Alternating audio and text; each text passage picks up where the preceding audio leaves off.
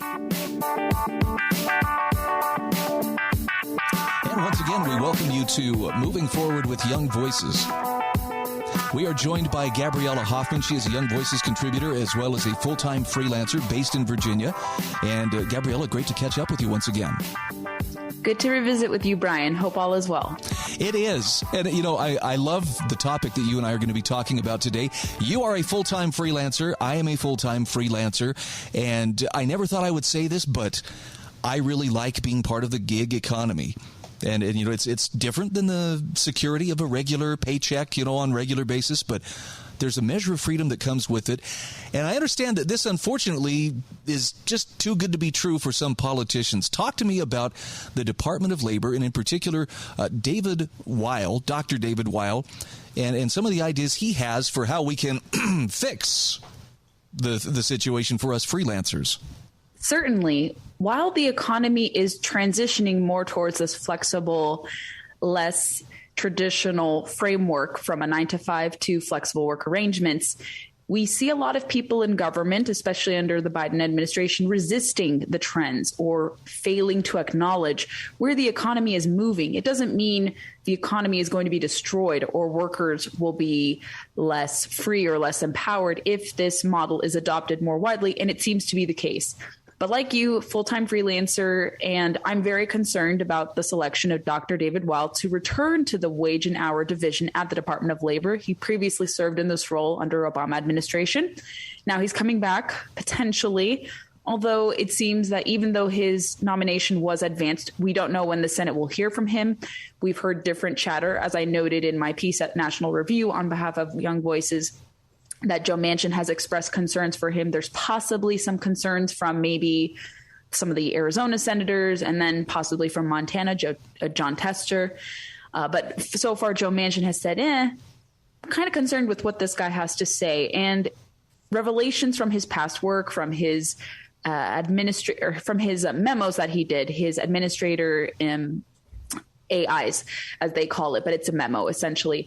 He's written extensively about why he believes most independent contractors are employees. He made a conclusion about that and said that's how we should be treating them, and essentially adopting an ABC test. That's what I noted in the piece as well, which would essentially upend freelancing as we know it and make it harder for freelancers to prove that they are not tied to an employer, that they are not hinged on them. And we saw this in California. I cite that example as well with AB5 and how that really displaced a lot of freelancers from the workforce, and adopting that nationwide by regulatory fiat in this manner, as David Weil has expressed interest in doing, would be very destructive to this burgeoning sector. He's also gone after franchises, and he tried to change the rules with respect to overtime rule pay, and a district court handed down a decision against him saying that he overextended his power in that respect. So he really is not a friend to freelancers. I hate to categorize it in that sense, but it seems to me evidence-wise that he is unfortunately not on the side of freelancers. He classifies this type of work as fissured work, kind of painting it in a really negative light. But it's a type of work setup that a lot of Americans, regardless of politics, are inclining themselves to. And it seems that regulators haven't gotten with the times, unfortunately. And David Weil is an example of that. Now, I'm sure this is being sold as, hey, we're just trying to help you workers. We're looking out for you. I mean, because that's what government does for us, is it works out for us. But Gabriella, this sounds an awful lot like a solution looking for a problem. What are the downsides? What happens when freelance workers are reclassified as employees? Well, what we're seeing in California is a lot of people have had to go back to working full-time jobs. Many of them, anecdotally speaking, or just kind of observing what people have said in response to the law being adopted. They've had to apply for exemptions. Not everyone has been awarded those exemptions. It's really put, let's say, the trucking industry in peril, because a lot of truckers, for instance, are independent contractors and they refuse to want to be unionized. And it kind of just puts people in free fall when it comes to their work choices. So many people have had to scale back on their work scope. We've seen a lot of industries kind of upended. People have had to move out of state to want to continue working as freelancers. I can't quantify the exact numbers of people who've left California that are freelancers, but I would surmise that a big chunk of them have. Also, it's made it increasingly harder for people from outside of California to contract with freelancers in California. So businesses very scared of this policy have opted to not work with freelancers. So it's just a complete botching of this burgeoning sector of the economy. And if we were to see it exported nationwide, I worry that we would see the same effects, but on a grander scale. You'd see a loss of the GDP. You'd see unions taking a huge share of freelancer money. So under the PRO Act, which would be a federal adoption of AB 5, it would not only create an ABC test to measure whether or not a worker is an independent contractor or not, they would make them default employees. Then you would see the abolition of right to work laws, which protect workers' ability to not join a union. Then you'd see unions getting more entangled in business affairs, with them having a seat at the table when a lot of businesses don't necessarily want them there. And then you would have to essentially give your worker information under one provision to a union boss who would then do who knows what with that information, whether to use it to target individual workers because they may not align politically. Then you'd essentially have to pay union dues. It's estimated that I think workers would have to pay between $350 and $1,100, estimated to be about $500, $600 a year to unions, when a lot of workers do not want to hand over that. So there'd be a lot of costly provisions, a loss of freedom in terms of freedom to associate, privacy concerns with unions having all this worker information. I think a lot of people are very skeptical of whether government or private entities having access to your private information. And it would just encroach on people's ability to work freely and independently of employers. Man, I don't know. This sounds like a dream come true for anybody who's really into bureaucracy. I mean, it sounds like this would be the recipe for endless bureaucracy at every level. When you mentioned California and their AB 5 bill, I remember hearing from people at that time who said, look, you know, this is how I make my living, but people will not hire me if they have to consider me an employee because of all the red tape, all the different benefits, the taxation considerations, Social Security and so forth that comes along with it. Are the states pushing back? Is there pushback, from other states saying we don't want this at the federal level because we don't need it? Let's look at the case of West Virginia, which actually just passed a landmark bill signed into law by their governor, Governor Jim Justice. I think it was last year, which codified into state law saying that workers cannot be intentionally misclassified as employees. So it gave greater assurances for workers to, I believe, to subject themselves to a 20-point IRS test and other measures, not an ABC test. Theirs has a pretty good law in the book where it says the ABC test will not become norm to test whether or not, for IRS purposes and other taxation purposes, whether or not a worker is a default employee. So I loved the fact that that was codified into law. I thought that was a great, great law. I was actually supposed to testify personally myself in Virginia last week for a similar law, which didn't have as clearly defined, I would say, goals to protect independent contractors like West Virginia's law did, but it was close enough. But the bill was carried over to next year because the governor, I was told, has an interest to kind of offer some more assurances, maybe similar to the West Virginia law. I don't know all the specifics, but I was told just right before I was about to testify in committee that the bill was carried over. So it's not totally a bad thing. I think Virginia, there's an interest to codify protections for workers, independent workers, to not be subjected to ABC tests as well. I think there are states elsewhere, I think it was New Jersey, that said only golf caddies would be able to identify as independent contractors. But now there's a bill to be introduced to extend those protections to other independent workers as well. You see New York wanting to adopt something similar to AB 5, a lot of blue states wanting to adopt similar laws to AB 5. And then I think you see other states perhaps protecting independent contracting. Like I said, I think the West Virginia case study is probably the best example. I haven't seen any other states, perhaps red or purple states otherwise yet, aside from Virginia, wanting to kind of act out on this. But hopefully other states do, especially in response to, let's say, if the PRO Act were to pass in Congress, although it is still stalled, the Protecting the Right to Organize Act, or whether through regulatory fiat, if passing state laws could be a buffer against any changes that come down from the Department of Labor. But I think anything coming from DOL could be challenged in courts, making it harder for it to be enacted on a federal level. So as much as I would hate to see it pass in either iteration, I think if a rules change were to pass, especially with this new White House task force recommendation paper that just came out, and they again reaffirmed support for the PRO Act and cracking down on alleged rampant misclassification of workers.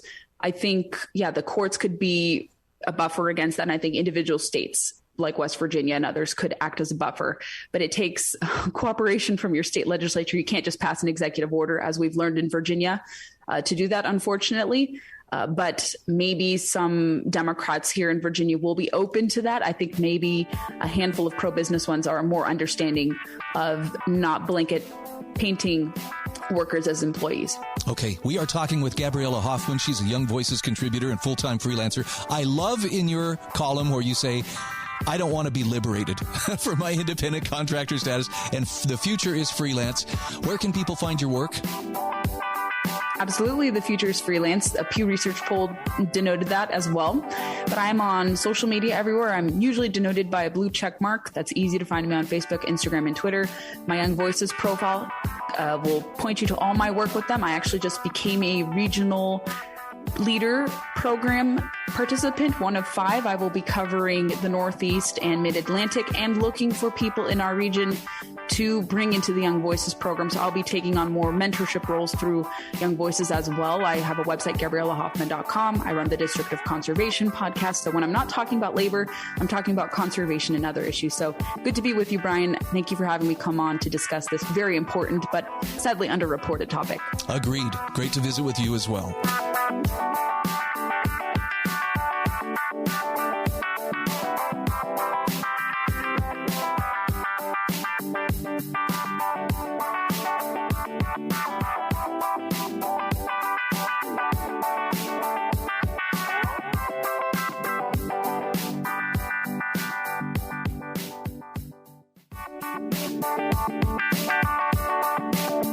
Welcome back to Moving Forward with Young Voices.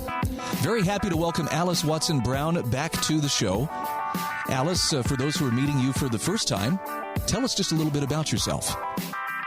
Hi, thanks for having me on again. I'm Alys. I'm 21. I'm from the UK. I was born in London, and I go to the University of Bristol, which is kind of like in the west of England. It's near the sea. It's very pretty, but very cold at this time of year.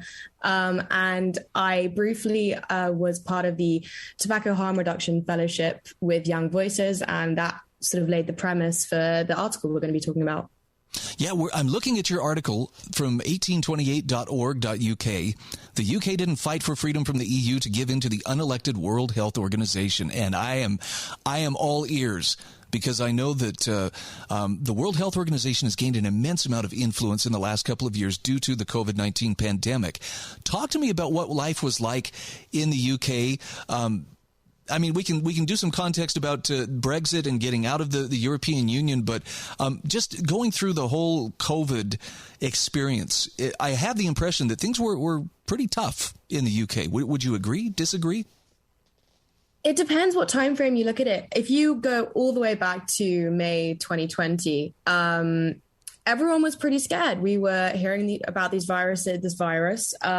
Cases were going up. People were dying. People were very worried.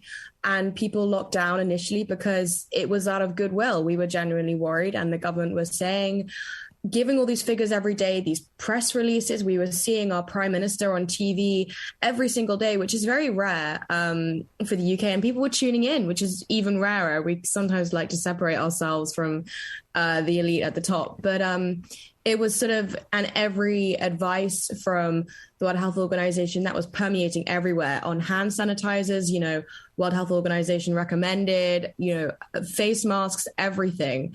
And it was all down to the expert advice. And then I was in my first year of university, so college, and it was cut off halfway through. And I was pretty sad about that, but I understood. And then it got to, I would say, November of 2021. and we were just plunged into another lockdown.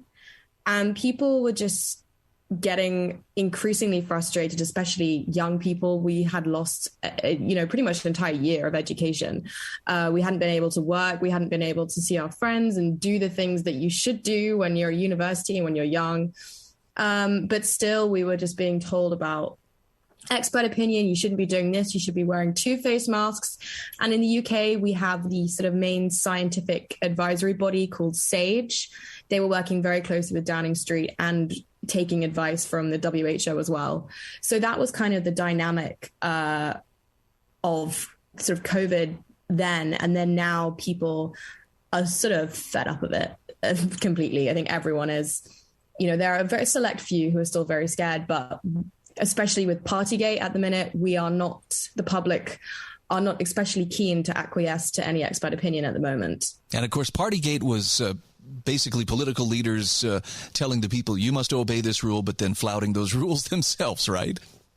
Yes, and they were flouting those rules in May 2020, which is just not purely because they weren't leading by example, but because they completely exploited the genuine goodwill of the public in the first wave of the pandemic. As I said, they were locking down not just because the government told them to, but because it was civic duty. Everyone had this, quite British wartime spirit to protect other people.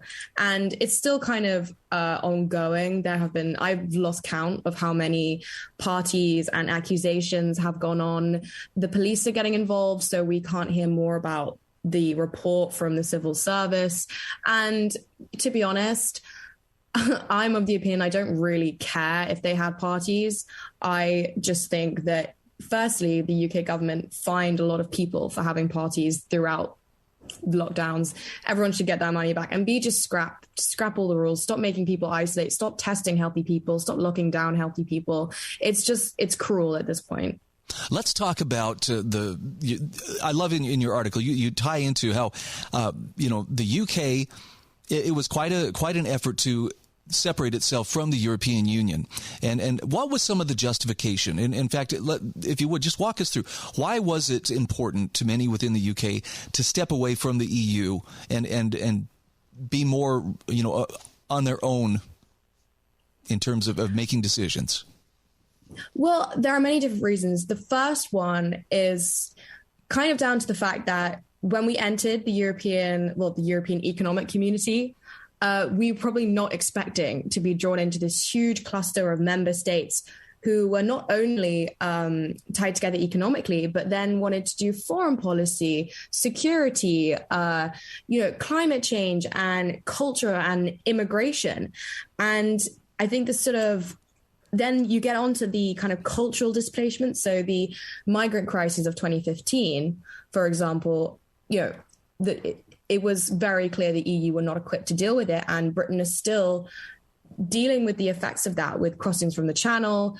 And there is no comprehensive way of dealing with it. And the structure of the EU as well makes it very hard for member states in these instances because of the concept of supranationalism. So the power of the member states are transferred to the Commission and the Council.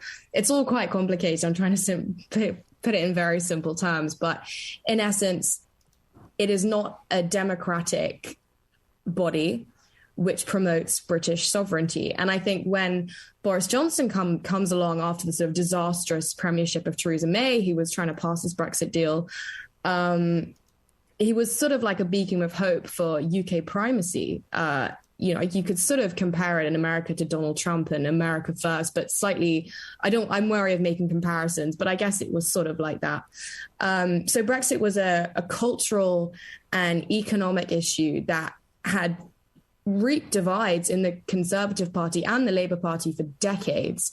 Not only were people on the right in the Conservative Party anti-Brexit, but even on the left, Jeremy Corbyn was very anti the EU. He saw it as some kind of elite capitalist club, technocratic, not getting anything done, really, making decisions as far away from the normal average person of the member states, which will affect their lives substantially. Yeah, I think your reasoning is very solid as to why, look, after all that effort to be able to have a greater say in charting our own course without so many different bureaucrats, having their ability to sway it or influence it, why would the UK want to put itself under the thrall of the unelected World Health Organization? Now, notwithstanding that was a scary time. When we go back to, spring of 2020, there were a lot of unknowns. What are you encountering among your fellow countrymen as far as are they more skeptical, more trusting of government? Has it shifted their attitudes in terms of what officials, particularly health officials, are telling them? Well, this is a very interesting question. I'm doing my thesis on how coronavirus attitudes fit into political cleavages in the UK. And generally, there has been a decline of trust when it comes from intellectuals. But I think in particular in the UK, people, now that Partygate has come up, people are just so much less inclined to trust a government who is not principled, who lies to you, who coerces you, and they use psychological techniques to lock the people of Britain down by saying, they did say, if you go out, you will kill your grandmother. And I think now that you're not actually seeing piles of dead old ladies in the streets, no. People are putting slowly, I mean, it's quite fascinating how quickly all these civil liberties eroded and how long it's taking people to realize that they need them back. So people are definitely more skeptical of COVID rules in general. But I think we are not due a general election for a while. And there have been 2 fringe parties come up on the right, one led by Nigel Farage, a sort of a Brexit party reformed, and then another one by Lawrence Fox called Reclaim. They're not obviously doing very well in the polls because they're fringe parties, but it'll be interesting to see and they are very anti-elite, so it'll be interesting to see how they do. Okay, we are talking with Alys Watson Brown. She's a political commentator and a Young Voices contributor. Alys, great to catch up with you again. I hope we get to talk again soon. Thank you very much.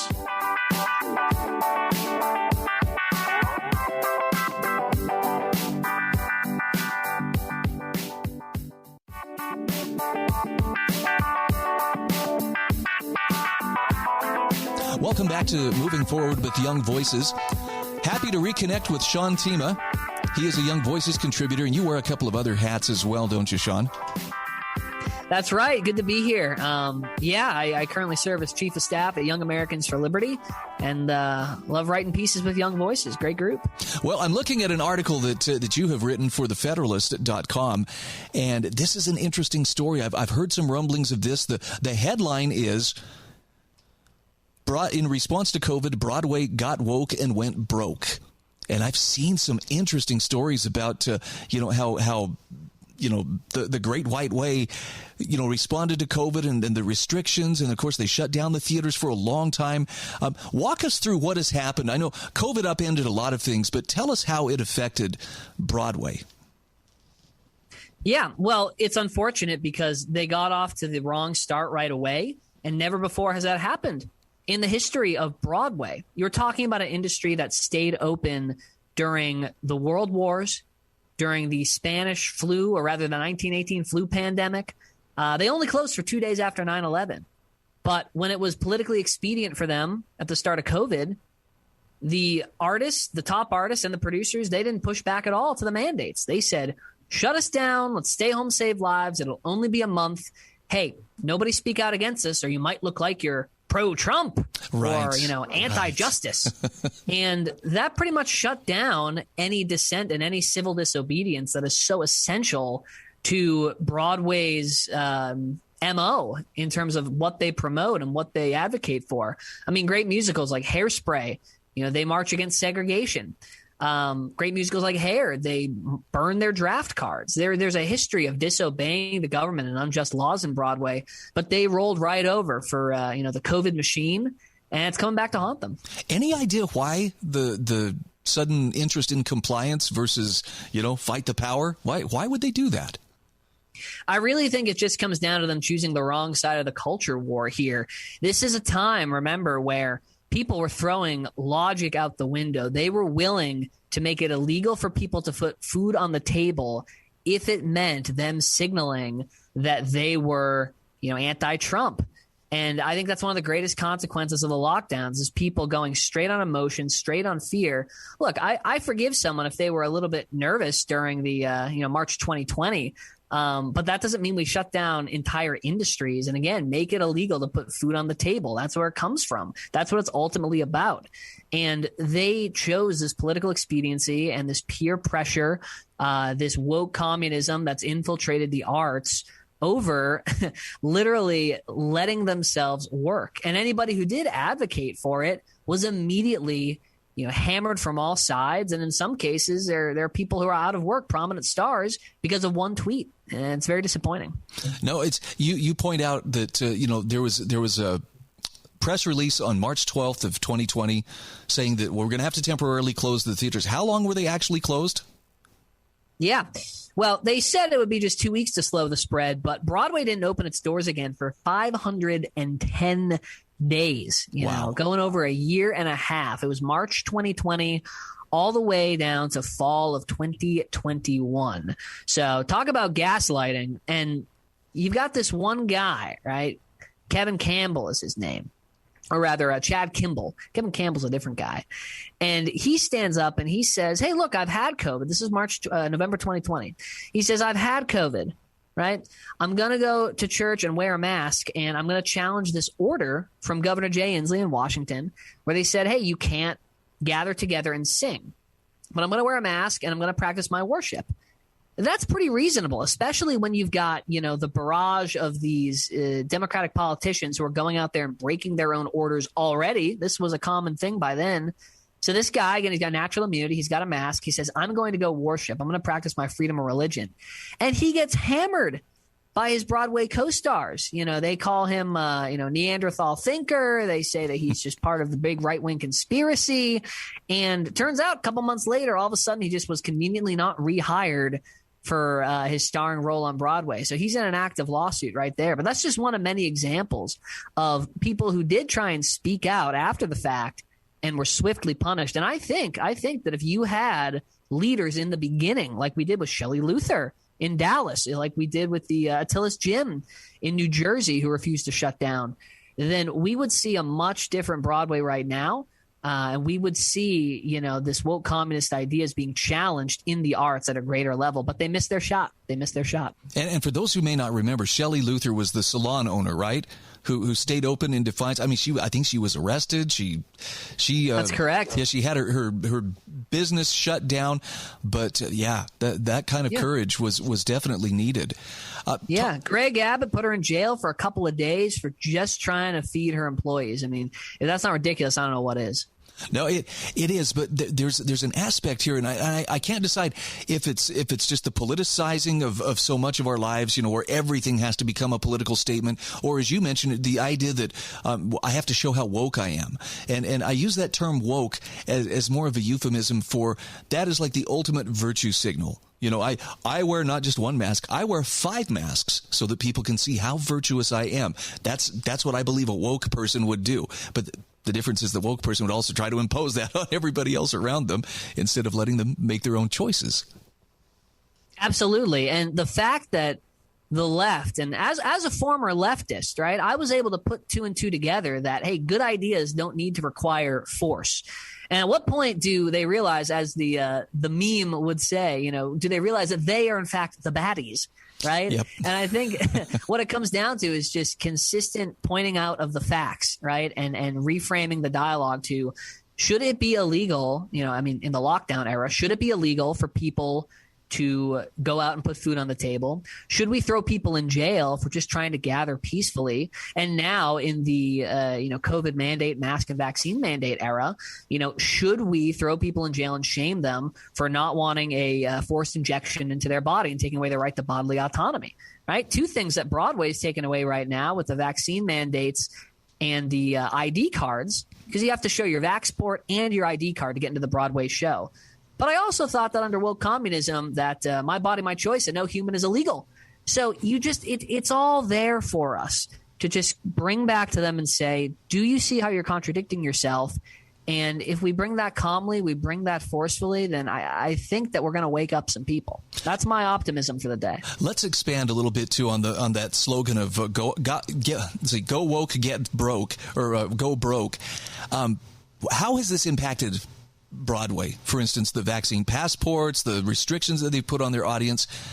Are people coming in spite of those restrictions, or is this keeping the crowds away? Yeah, well, people are coming, but not as many as before. You've got, on an average, about 62% of seats are filled as of, the end of January. That was the report there.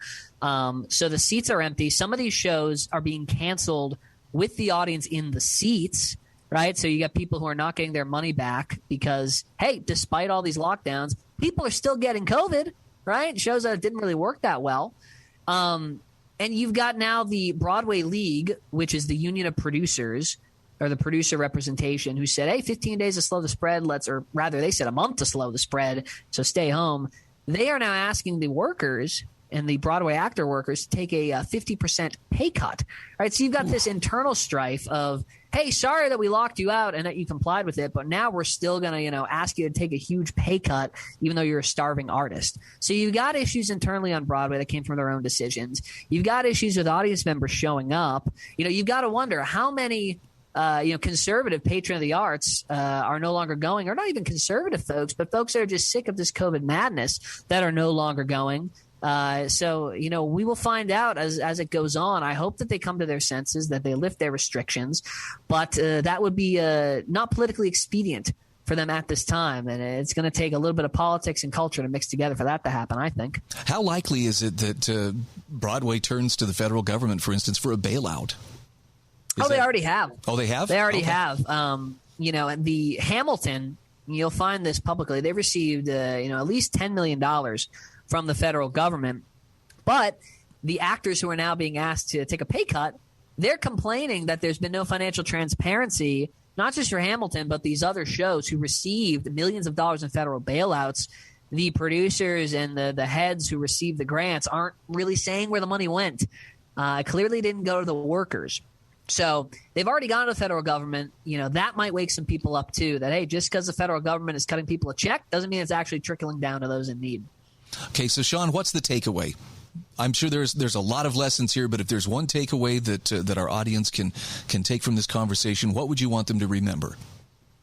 I think they should remember that if they're an artist themselves, they're a thespian, if they're a painter, whatever industry you're in, that there's been a history of civil disobedience in your field, and that you should be emboldened, and you should have the duty to stand up against these government mandates, even if your candidate of choice is saying, no, this is what we want you to think.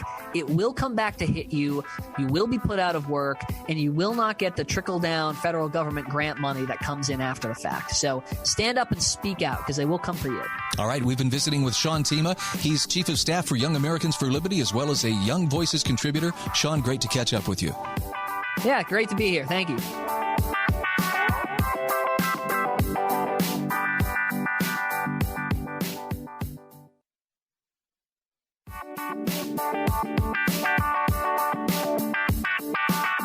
And we welcome you to our final segment today of Moving Forward with Young Voices. Happy to welcome Christopher Barnard. He is a Young Voices contributor. And Christopher, I'm going to ask you to fill in any gaps here of other things that you do to pass the time. Tell us just a little bit about yourself. Yeah, absolutely, Brian. Thanks for having me on.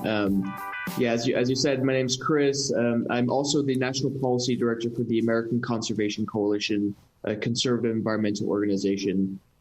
So that's probably enough context for you now, right? Okay. No, I'm glad to be talking with you, and I'm really excited to talk about the topic that we have before us. I have a piece that you wrote for the OC Register, and it's Biden's voting rights bill package rife with hypocrisy.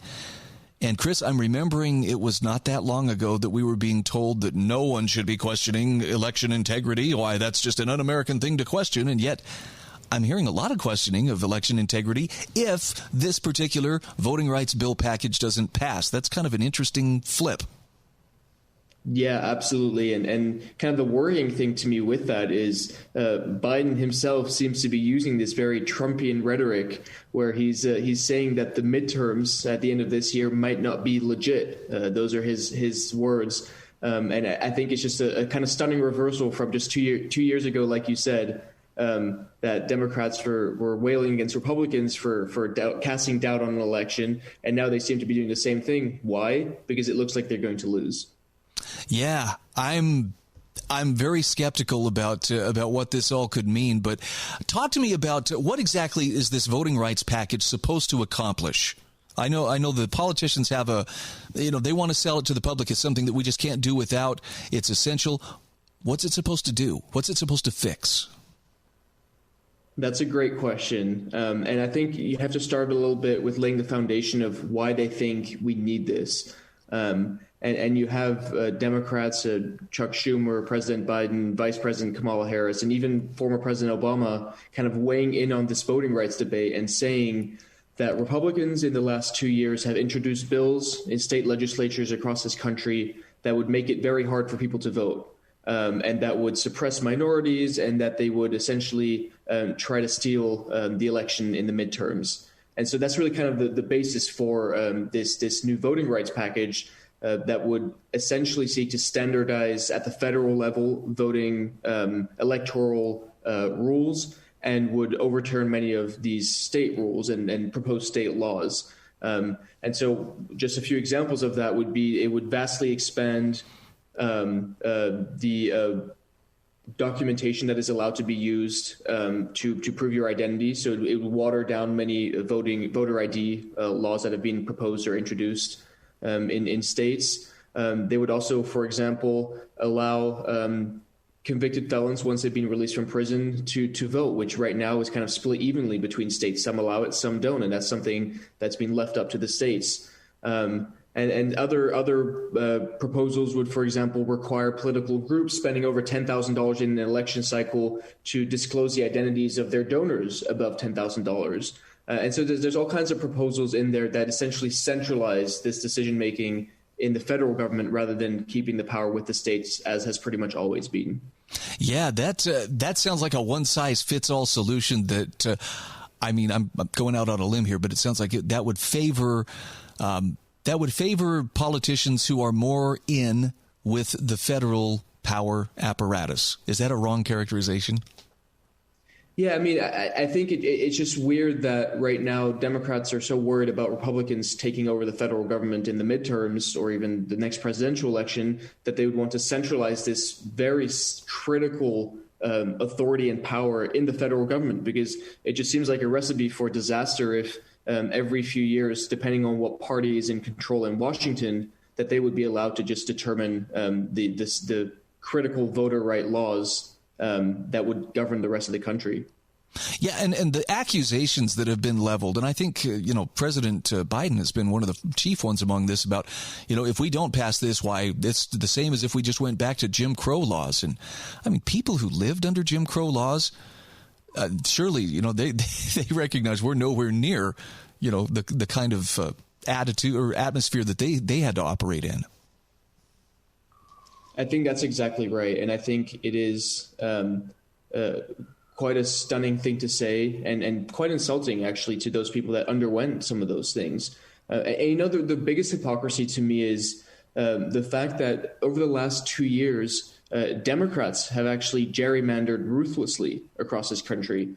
The Data for Progress organization, very progressive organization, actually released a study recently showing that more districts will be to the left of Joe Biden in 22 than they were during the presidential election, despite him winning with a 4.5-point majority to become president. And if you look at states like New York, they're set to gain 3 Democratic congressional seats because of the gerrymandering. Same thing in Illinois, similar story in Oregon. And so they're claiming that Democrats are trying to change the laws and trying to just entrench their own interests. But what they've really done in the last 2 years is do that, exactly that, but for Democrats. Well, to an outside observer like me, and I really, I'm not above all the politics, but I do try to keep from getting my hands really dirty. This just seems like an effort to nationalize elections to where basically the people at the federal level can influence them in whatever ways they want. And I don't want that under Republicans, and I certainly don't want it under Democrats either. I just want elections that I can count on. Is there pushback from the states to blunt this, or is this something that is likely to be pushed through at the federal level, like it or not? I think there's already pushback at the federal level, to the extent that when the bill was introduced in the Senate, it failed, and it even failed to get the full Democratic Party on board. Sinema and Manchin, kind of the two holdouts for a lot of the Democratic priorities this Congress, sided with the Republicans, and then Chuck Schumer tried to force through a filibuster overrule that would essentially allow a simple majority to pass this bill. And again, the Democrats, those two Democrats I mentioned, didn't want that. They believe it is divisive and bad for our republic. And so they sided with the Republicans on this. So insofar as state pushback, I don't think I've seen that much, just because there's already enough federal pushback against this. You know, maybe I'm just being paranoid to think this way, but when I see the desperation that, for instance, Senator Schumer, let's nuke the filibuster, you know, we've got to have this by hook or by crook, we're going to get this thing through. That kind of desperation makes me very suspicious that this is more about advancing, you know, a certain special interest, and it's not at all about protecting the rights of the average voter. Yeah, I think you're exactly right, and I think it's not even about them wanting to centralize or standardize elections in Washington, D.C. I think it is pretty much a smokescreen for two reasons. The first one is to kind of distract from a lot of the very real problems that the Biden administration is currently facing: energy prices, inflation, Ukraine, and that it's a way to kind of point the blame at Republicans for being reactionary against what the Democrats want. That's one reason. So that distraction element. I think the other reason is really they know they're going to lose in 22, and they know that there's going to be a red sweep in the House, but maybe even the Senate. And I think they're preemptively casting doubt on that and trying to say that Republicans are messing with the election and whatnot. Whereas, again, that's really not what's happened from the evidence that we've seen over the last 2 years. But it's a way for them to almost justify ahead of time their loss. Again, similar to what former President Trump did in 2020. You know, Chris, I think in just the last few days, you have seen an astonishing number of Democratic leaders, not just at the federal level, but at, you know, the state and even municipal level, coming up and say, well, you know, I've always been against lockdowns and these really, you know, hardcore COVID policies. And I understand that could be the product of they've been looking at the polling and are realizing the populace is not happy with this, and they are likely to take a pretty big bath, you know, this coming fall. Right. I mean, the big question for Democrats is what do they have to offer to voters at the end of this year when it comes to the election?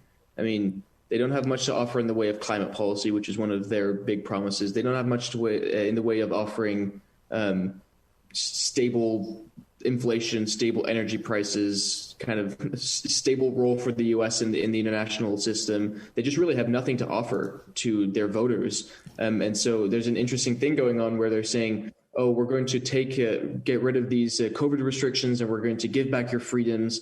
And that's all because of the sacrifices Democrats have made for you in the last 2 years. I don't think many voters are going to buy that. So who are the people to watch as far as whether or not this bill ever does get traction? Do you feel strongly one way or the other? Does it have a likelihood of passing, or is it just going through the motions at this point? I think it's going through the motions. I think there's plenty of things that the Democrats probably would rather focus on. The Build Back Better bill, some of their climate provisions. There's just a lot of stuff that they have wanted to get done this Congress that they've not been able to. And they only pivoted to this voting rights bill because everything else died. But showing that even that died, I think there's really not much hope for it. And honestly, they might not pass anything before the midterms. Okay, we are talking with Chris Barnard. He is a contributor to Young Voices and a regular political commentator. Chris, where can people find your work?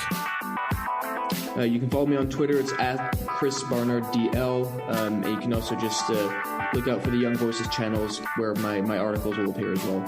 Okay, I thank you for your take on this, and I hope we get to talk again soon. Awesome. Thank you, Brian.